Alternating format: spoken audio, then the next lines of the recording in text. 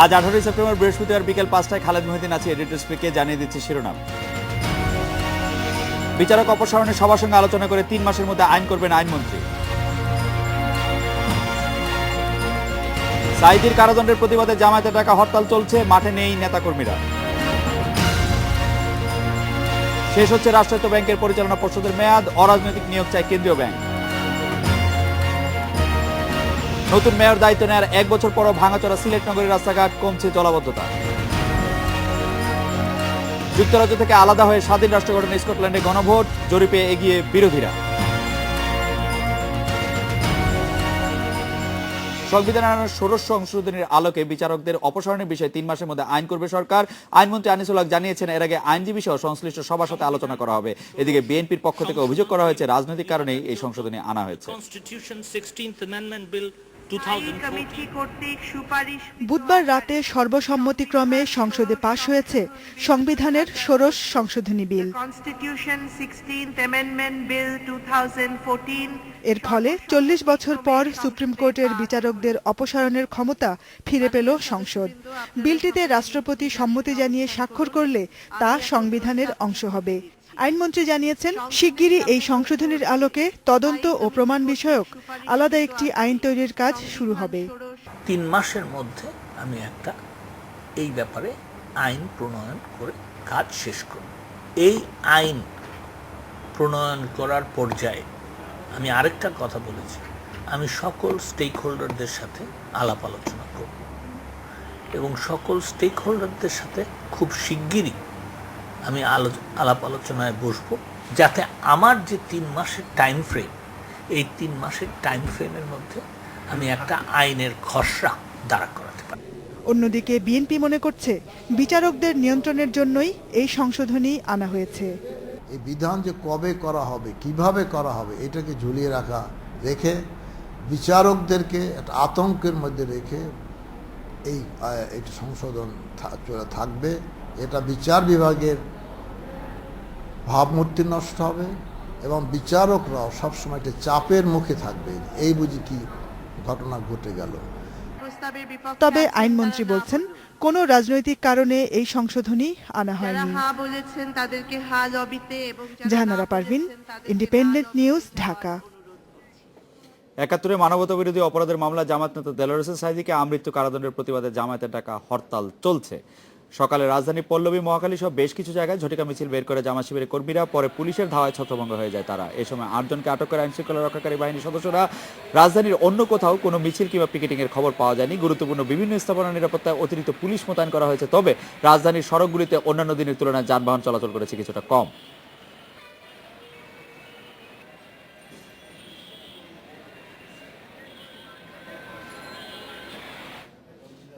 এদিকে হরতালের সমর্থনে ঢাকার বাইরে কয়েক জায়গায় ঝটিকা মিছিল, সড়ক অবরোধ, গাড়ি ভাঙচুর করে জামায়াত শিবির কর্মীরা। কুমিল্লার সৈয়দপুরে বেলা 12টায় হরতালকারীরা মহাসড়কে যানবাহনের উপর হামলার চেষ্টা করে, পুলিশ বাধা দিলে সংঘর্ষে 3 পুলিশ সহ আহত হয় 10 জন। সকাল 6:30টায় সিলেটের দর্শকদেরুতে ঝটিকা মিছিল বের হয়। হরতালকারীরা সিলেট সুনামগঞ্জ সড়ক অবরোধ করে একটি ট্রাক ভাঙচুর করে। রাজশাহীর হাদির মোড়, কাটাখালী, দেবীসিংপাড়ায় বিক্ষোভ ও ঝটিকা মিছিল হয়। পুলিশ রাবার বুলেট ছুড়ে ডিগাডোবা এলাকায় মিছিল ছত্রভঙ্গ করে দেয়। সব জেলা শহরে গুরুত্বপূর্ণ বিভিন্ন পয়েন্টে মোতায়েন হয়েছে অতিরিক্ত পুলিশ।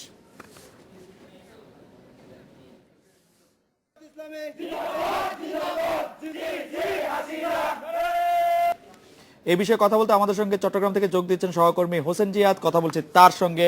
হোসেন জিয়াদ, চট্টগ্রামের হরতাল পরিস্থিতি এই মুহূর্তে কেমন?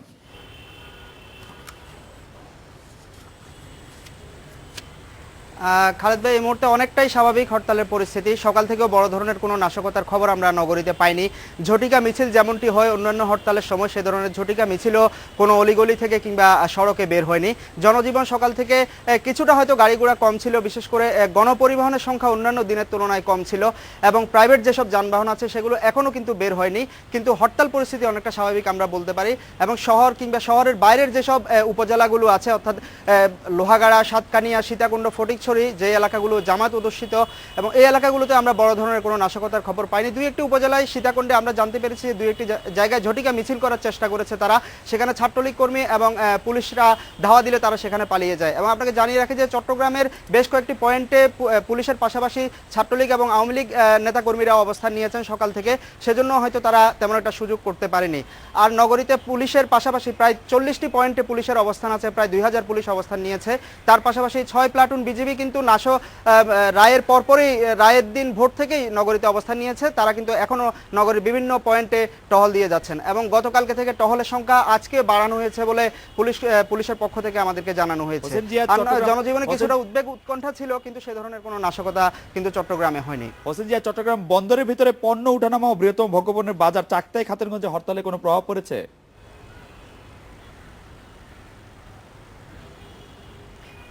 চাকতাই খাতুনগঞ্জে যেটি হয়েছে, এখানে দেশের বিভিন্ন স্থান থেকে পণ্য আনা নেওয়ার জন্য পরিবহন অপেক্ষা করতে হয়, যেহেতু হরতাল চাকতাই খাতুনগঞ্জে হয়তো গাড়ি আসতে পারেনি এবং সেখান থেকে বের হতে পারেনি। তবে চট্টগ্রাম বন্দরের ভিতরে পণ্য ওঠানামা অনেক স্বাভাবিক ছিল, কিন্তু বন্দর থেকে গাড়ি বের হতে বা বন্দরে গাড়ি ঢুকতে পারেনি। হোসেন জিয়াদ, এই হরতালের বিষয়ে বা পরবর্তী কার্যক্রম বা হরতালকে এগিয়ে নেওয়ার বিষয়ে জামাত শিবিরের কোনো নেতা কর্মী বা কোনো কর্তৃপক্ষ কারোর সাথে আপনাদের কোনো কথা হয়েছে, মুখপাত্র কারোর সঙ্গে চট্টগ্রামে?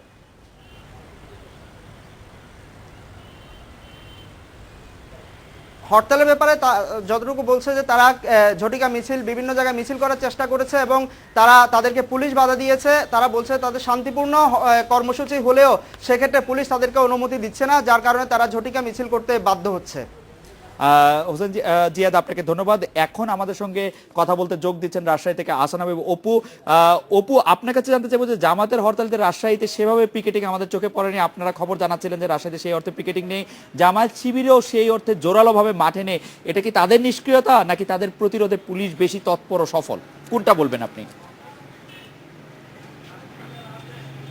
আসলে এইটার বলা মুশকিল, কারণ হলো যে আমাদের এইখানে রাজশাহীতে আসলে প্রত্যেকবারই হরতালের সময়গুলো কিন্তু দেখি যে সকালবেলায় তারা একটা প্রভাব দেখানোর চেষ্টা করে। এবারও কিন্তু সকালে আমরা দেখেছি যে আজকে সকাল 6টা থেকে 7টা পর্যন্ত সময়টাকে তারা একই সময়ে 4টি জায়গাতে বিক্ষোভ মিছিল বা অবস্থান নেওয়ার চেষ্টা করেছিল। তবে পুলিশের বাধার কারণে তারা খুব অল্প সময়ের মধ্যে সেখান থেকে চলে গেছে। তবে এখানে উল্লেখ করি একটা জিনিস, যে রাজশাহীতে আজকে কিন্তু যে পুলিশ বা অন্যান্য আইনশৃঙ্খলা বাহিনীর সদস্যদের যে উপস্থিতি দেখছি, সেটি কিন্তু অন্যান্য যে কোনো হরতালের চাইতে অনেক কম বা অনেক শিথিল মনে হয়েছে। কারণ গুরুত্বপূর্ণ পয়েন্টগুলোতে আমরা অন্য সময় যেই পরিমাণ পুলিশ দেখি, আজকে কিন্তু সেটি নেই। তারপরেও সারাদিনে কিন্তু এই যে 7টার পর কিন্তু রাজশাহীর কোথাও কোনো জায়গাতেই জামাত শিবিরের কোনো অংশগ্রহণ আমরা দেখছি না। এছাড়া সকালে যে ঘটনাটি ঘটেছে, তারা কিন্তু যারা এই বিক্ষোভ করেছে বা পিকেটিং করার চেষ্টা করেছে, তারা শিবির কর্মী ছিল। জামাত কর্মীদের, আমরা জামাত নেতা কর্মীদের আসলে মাঠে সেভাবে দেখিনি। তার রাজশাহীর হরতাল পরিস্থিতি আমি বলে নিই যে রাজশাহীতে আসলে দূরপাল্লার যানবাহন চলাচল করেনি, তবে রাজশাহী শহরে চলাচলকারী যেটা মূল যানবাহন অটোরিকশা এবং রিক্সা, সেগুলো কিন্তু অন্যান্য যে কোনো দিনের মতোই চলাচল করছে। আমরা দুপুর থেকে দেখছি যে উপজেলা পর্যায়ের কিছু যানবাহনও চলছে। খালিদ ভাই, আরেকটা জিনিস আমি রাজ্যের বাইরের 2-3টি জেলার তথ্য একটু সংক্ষেপে বলে নিই যে নওগাঁ, নাটোর এবং চাঁপাইনবাবগঞ্জ, সেখান থেকে প্রতিনিধিরা আমাকে যেটি জানিয়েছেন যে ওই সব জায়গাতেও কিন্তু আজকে সারাদিনে সেইভাবে জামাত শিবিরের হরতালের সমর্থনে মাঠে সেভাবে দেখা যায়নি। সকাল 8টার মধ্যেই সবগুলা জায়গাতেই যেটুকু কর্মসূচি করা তারা কর্মসূচি করে শেষ করেছে। আর এর মধ্যে নাটোরের হরতালের পক্ষে এবং বিপক্ষেও মিছিল হয়েছে। মোটামুটি এরকম মিছিল। আপনি বলছিলেন যে অন্য যে কোনো দিনে যানবাহন চলাচলের মতোই আজকে রাজশাহীতে যানবাহন চলাচল করছে। আমরা আপনার পিছনে যে যানবাহনগুলি চলতে দেখতে পাচ্ছি, অন্যান্য দিনেও কি এই পরিমাণে যানবাহন চলাচল করে? আমার কাছে মনে হচ্ছে অনেক ফাঁকা ফাঁকা। হ্যাঁ, আমার পেছনে আসলে যে যানবাহনগুলো দেখছেন সেগুলো না, এখানে যে যানবাহনগুলো দেখছেন সেগুলো অটো রিক্সা। আমি বলছিলাম যে রাজশাহী শহরে কিন্তু যানবাহন বলতে শহরের ভেতরে অটো রিক্সা বা রিক্সা সেগুলো কিন্তু স্বাভাবিকভাবে চলছে। আর অন্য যে বাস চলাচল কিন্তু রাজশাহী শহরে নাই, যে কারণে অন্যান্য দিনেও যেমন ছিল আজকেও ঠিক সেই রকমই। তবে আমি আরেকটা কথা বলছিলাম যেটি, যে দূরপাল্লা যানবাহন বা উপজেলা পর্যায়ের যে বিশেষ করে বাস ট্রাক চলাচল, সেগুলো কিন্তু বন্ধ আছে। আজকে সকাল থেকে এখন পর্যন্ত আমরা সেগুলো চলতে দেখিনি। অপু, রাজশাহীতে ক্ষমতাসীন জোটের বা অন্য কারো হরতাল বিরোধী কোনো কর্মসূচি বা মিছিল বা কোনো সমাবেশ কি ছিল, বা এরকম কোনো কিছু কি আপনার চোখে পড়েছে?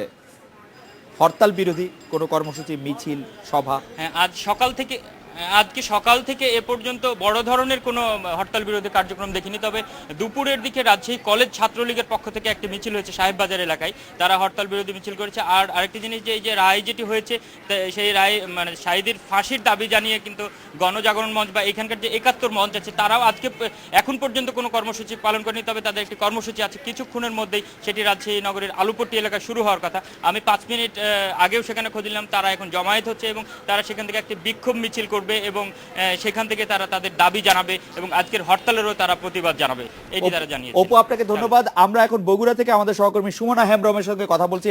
সুমনা, বগুড়ায় জামায়াতের হরতাল নিয়ে স্থানীয় বিএনপির কোনো প্রতিক্রিয়া আপনারা জানতে পেরেছেন, বা স্থানীয় বিএনপির আসলে অবস্থানটাই কি? জামায়াতের হরতাল নিয়ে বগুড়ায় বিএনপির অবস্থান। আমরা কথা বলেছিলাম বগুড়া জেলা জামায়াতের নায়েবে আমিরের সাথে। উনি বলেছিলেন যে আসলে হরতাল তারা শান্তিপূর্ণভাবে করতে চেয়েছে এবং হয়েছে, এবং এর পক্ষে আমরা শুধুমাত্র জটিকা মিছিল এনেছি এবং অন্যান্য কোনো দলের আমরা কোনো ধরনের কর্মসূচি আমরা পাইনি, এবং বিএনপির সাথেও আমরা যোগাযোগ করার চেষ্টা করেছিলাম কিন্তু আমরা তাদের সাথে যোগাযোগ করতে পারিনি। আর এই সাথে হরতালের বিপক্ষে আমরা বলছি সেখানে কোনো দলকে কোনো কর্মসূচি দেখতে পাইনি। সব থেকে সারাদিনের হরতালের শান্তিপূর্ণভাবে হয়েছে। সুমনা হেমব্রম, আপনাকে ধন্যবাদ। আমরা রাজধানীবাসীর জীবনযাত্রার প্রভাব সম্পর্কে জানতে এই তেজগাঁও এলাকায় এই মুহূর্তে রয়েছেন সহকর্মী মাসুদ কার্জন, কথা বলছি তার সঙ্গে। কার্জন, আজকে হরতালের রাজধানীবাসীর জীবনযাত্রায় কি প্রভাব পড়ছে, মানে